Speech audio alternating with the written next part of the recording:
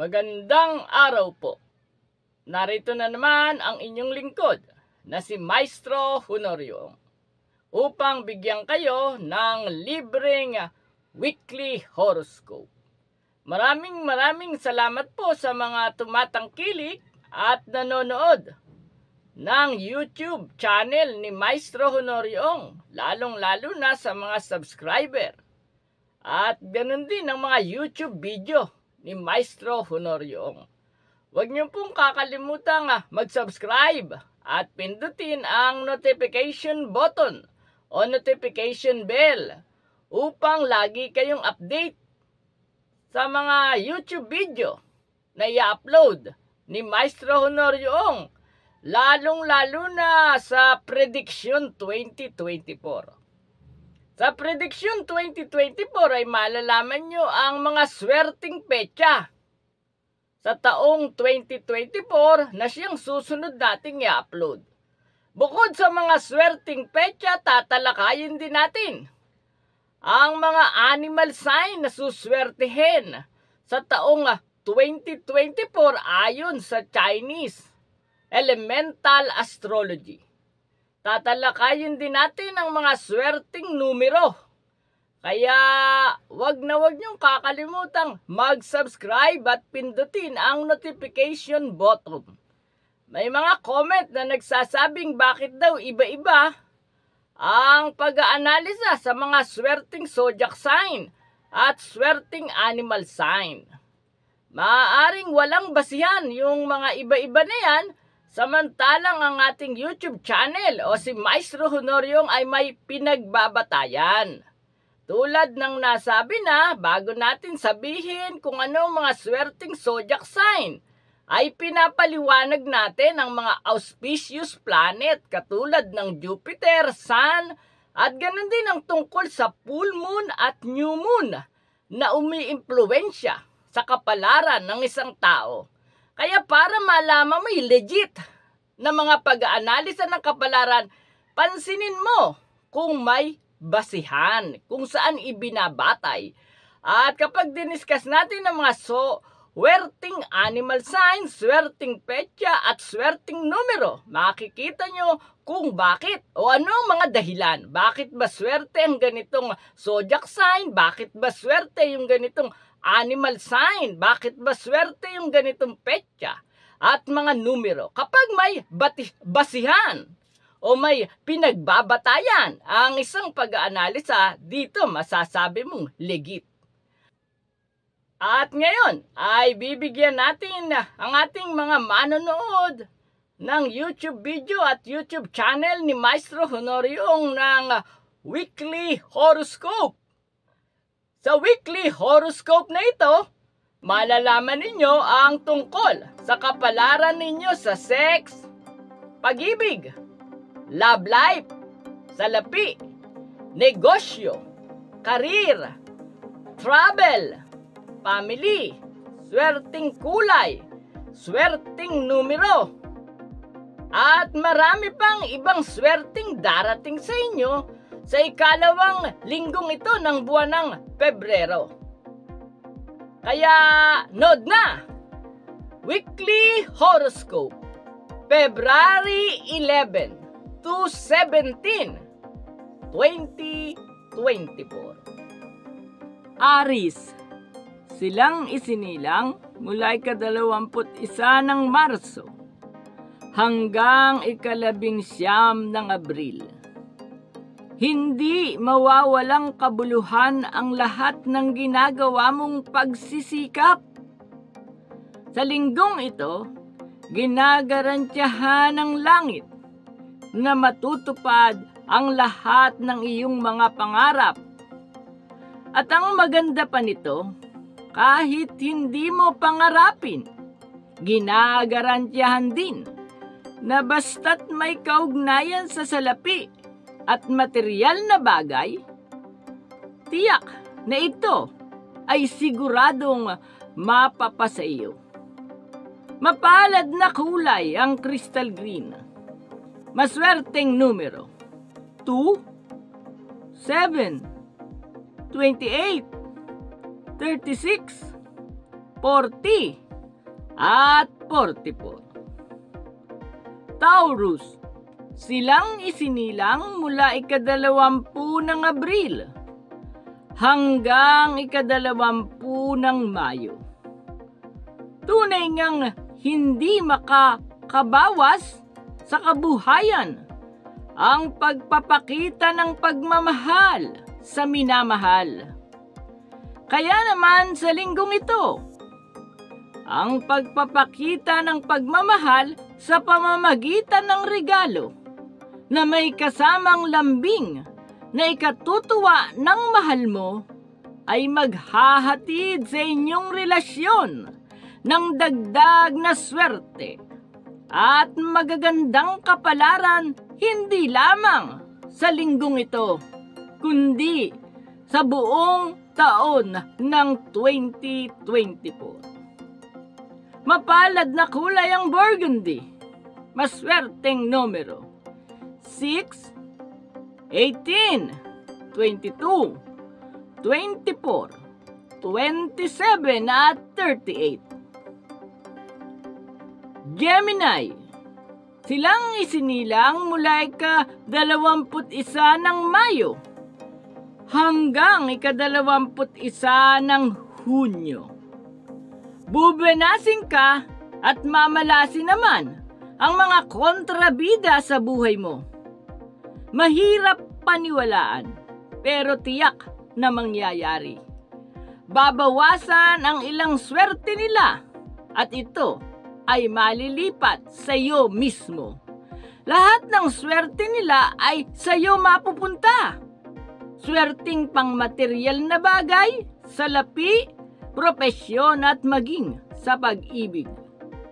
Mapalad na kulay ang purple, maswerteng numero 17, 20, 24, 28, 35 at 45. Cancer, silang isinilang mula ika-22 ng Hunyo hanggang ika-22 ng Hulyo. Sa linggong ito, tandaan mo, isinilang ka ng dahil sa pag-ibig, kaya umibig ka ng umibig. At sa pag-ibig, ikaw ay liligaya.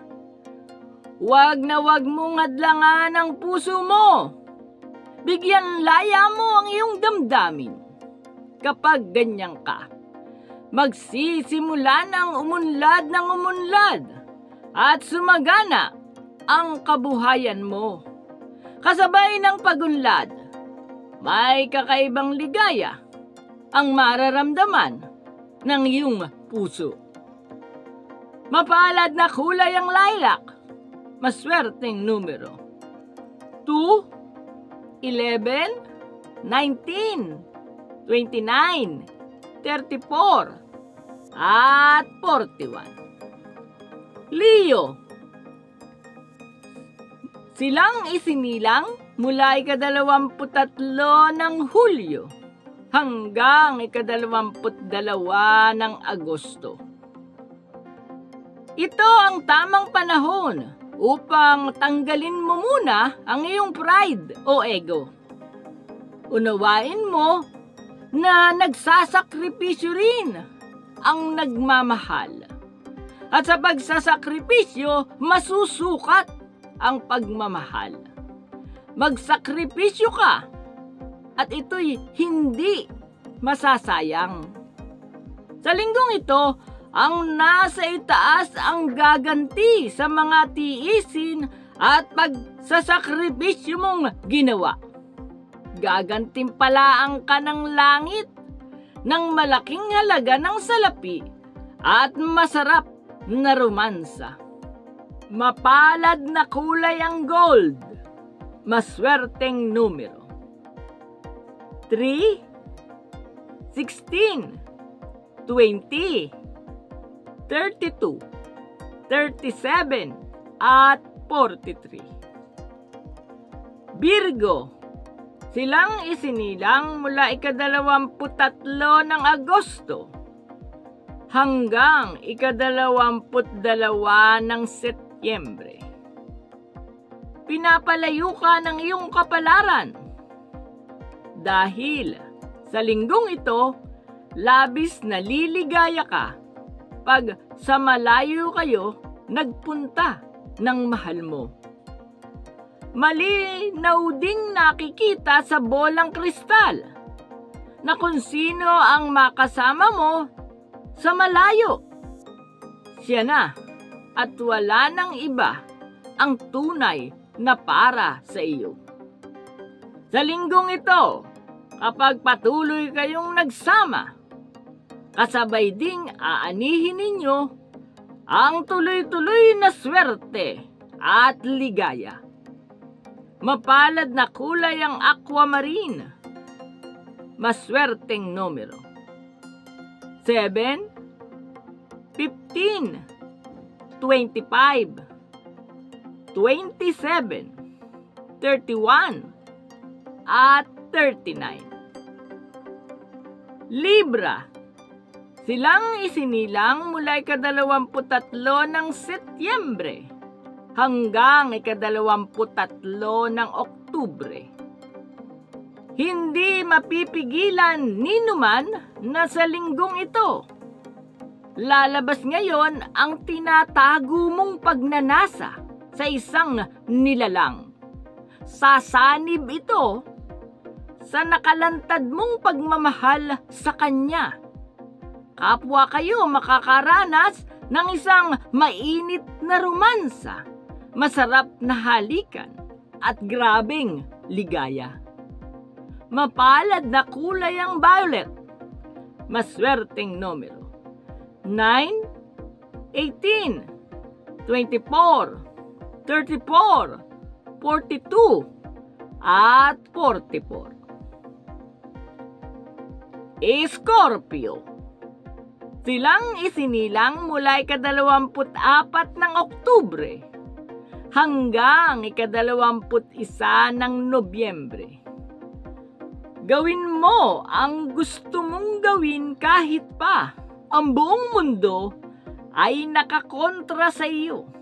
Sa huli, mananaig ka, magkakapera ka, maliligayahan ka at suswertehin ka. Sa maniwala ka o sa hindi, ang langit at lupa ay papalakpak sa tagumpay na natamo mo. Mapalad na kulay ang red. Maswerteng numero. 9, 16, 19, 22, 31, at 40. Sagittarius. Silang isinilang mula ika-22 ng Nobyembre hanggang ika-21 ng Disyembre.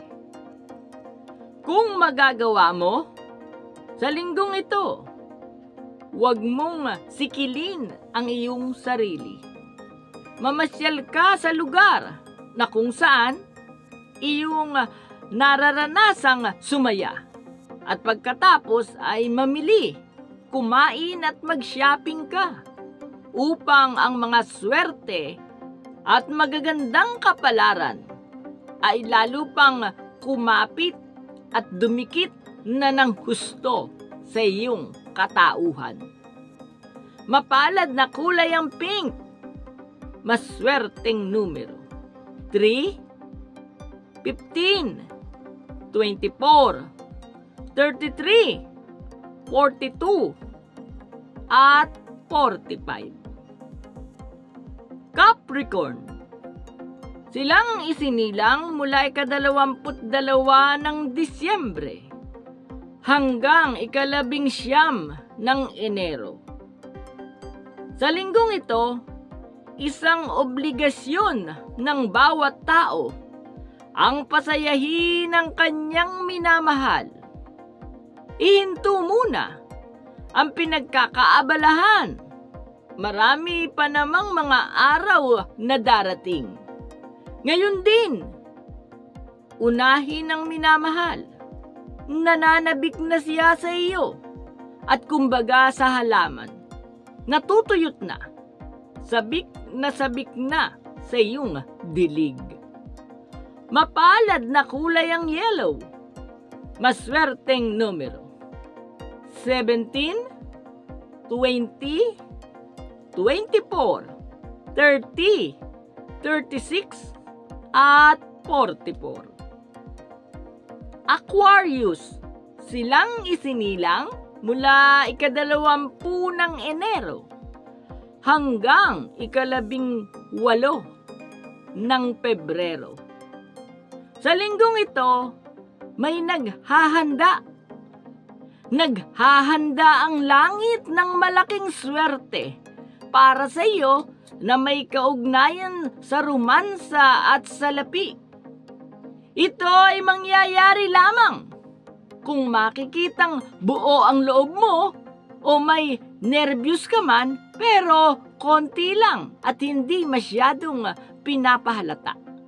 Ito ang mensahe ng iyong kapalaran. Mapalad na kulay ang orange. Maswerteng numero. 5, 9, 17, 25, 31, at 44. Pisces, silang isinilang mula ika-19 ng Pebrero hanggang ika-20 ng Marso. Akala mo, masikip ang mundo mo. Akala mo, hindi man lang umuusad ang iyong kapalaran. Marami kang maling akala. Ang totoo nito, maluwag at masarap ang mundo. Kaya lang sa ngayon, kumukuha pa ng malakas na buwelo ang mga swerte mo. Kapag nakabuwelo na ito ng gusto, ngayon ding linggong ito, sunod-sunod na swerte at magagandang kapalaran ang agad-agad na darating sa iyo. Mapalad na kulay ang blue. Maswerteng numero. 3, 18, 20, 25, 37, at 45. Maraming salamat po sa nanood ng YouTube video at ng YouTube channel ni Maestro Honorio. Kapag wala kayong magawa, ay pasyalan nyo ang ating mga playlist dahil hindi lang weekly horoscope, monthly horoscope ang itinuturo ni Maestro Honorio. Tuturuan din kayo sa ating playlist na Swerteng Guhit ng Palad tungkol sa palmistry, kung paano inaanalisa ang mga guhit sa ating palad at kaugnayan nito sa ating kapalaran. Bukod sa swerteng guhit ng palad, mayroon din tayong swerteng numerology. Ibig sabihin, yung mismong petsa o number ng araw ng iyong kapanganakan ay malalaman mo na ang iyong takdang kapalaran. Bukod sa palmistry, numerology, ay mayroon din tayong astrology o horoscope, kung saan sa playlist na ito ay mababasa nyo ang iba't ibang karakter at kahihinat ng kapalaran ng 12 zodiac sign mula Aries hanggang Pisces. At bukod sa mga nasabing playlist na palmistry, numerology, horoscope, mayroon din tayong playlist tungkol sa swerteng panaginip. Ini-interpret natin ang mga panaginip upang malaman mo at maging guide mo para ikaw ay lalong lumigaya at magtagumpay. Bukod dito ay meron din tayong punsoy tips at ganun din ay meron din tayong playlist tungkol sa handwriting at signature analysis.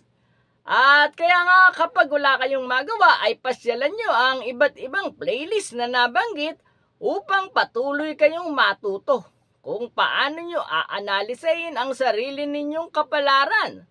At kapag naanalisa mo ang sarili mong kapalaran, lalong-lalo na magsisimula ang taong 2024, ay magiging guide mo ito upang mas madali mong mapitas ang tagumpay at ang kaligayahan sa buhay.